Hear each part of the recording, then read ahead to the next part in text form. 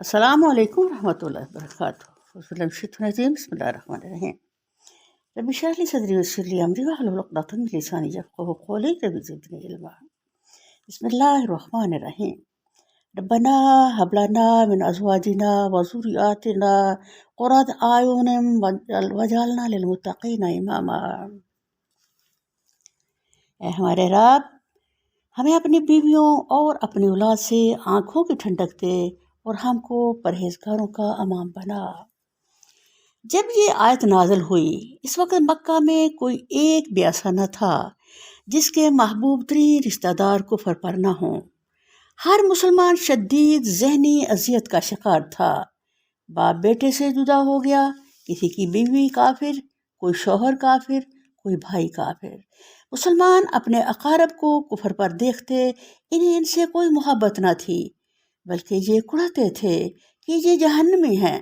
اس لیے ان کی اللہ تعالیٰ سے یہ دعا ہوتی تھی کہ اے اللہ، ہمیں اپنی بیویوں اولاد سے ٹھنڈک پہنچا اور ہمیں لوگوں کا رہبر بنا دے کہ ہم انہیں نیکی کی تعلیم دیں، لوگ بھلائی میں ہماری اقتدا کریں، ہماری اولاد ہماری راہ چلے تاکہ ثواب بڑھے اور ان کی نیکیوں کا باعث بھی ہم بن جائیں. قرۃ عین یہ عرب کا محاورہ ہے.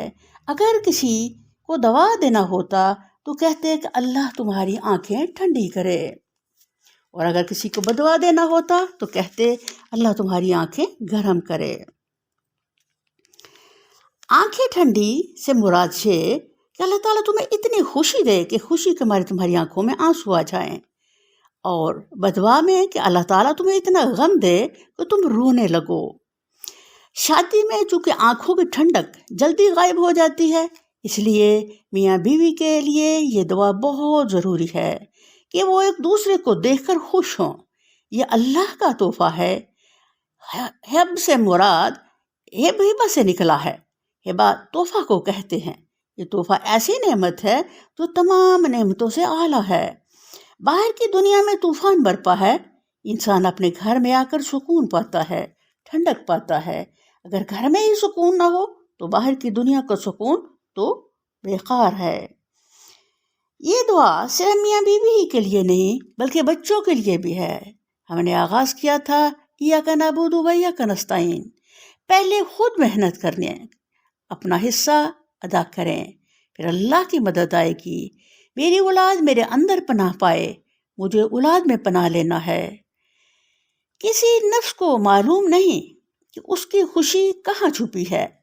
اس خوشی کا اشارہ دنیا و آخرت دونوں میں ہو سکتا ہے. عرب صحرائی لوگ تھے. صحرا کے سفر میں اگر کوئی ایک قدم کا راستہ بھی بھول جاتا تو کہیں کا کہیں پہنچ جاتا.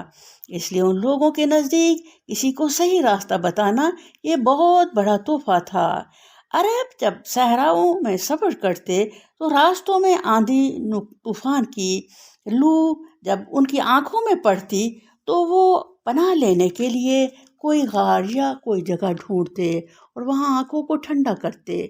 جبکہ عورت و مرد سب سروں پر پگڑیاں باندھتے تھے جن سے وہ اپنے منہ لپیٹ لیتے، لیکن پھر بھی آنکھیں گرم ہو جاتی. اردو زبان میں بھی آنکھوں کی ٹھنڈک محاورہ استعمال ہوتا ہے. اس دعا میں چونکہ بڑی جامعیت ہے، اس لیے زندگی کے ہر پہلو کے سکون چین کے لیے اللہ تعالیٰ سے ان الفاظ میں دعا ضرور کرنا چاہیے کہ ہم تقویٰ اور اطاعت میں سب سے آگے بڑھ جائیں، بھلائی اور نیکی میں سب سے آگے نکل جائیں، محض نیک نہ ہوں بلکہ ہماری بدولت دنیا بھر میں نیکی پھیلے. راز اس آتش نوائی کا میرے سینے میں دیکھ، راز اس آتش نوائی کا میرے سینے میں دیکھ، جلوائے تقدیر میرے دل کے آئینے میں دیکھ. السلام علیکم ورحمۃ اللہ وبرکاتہ.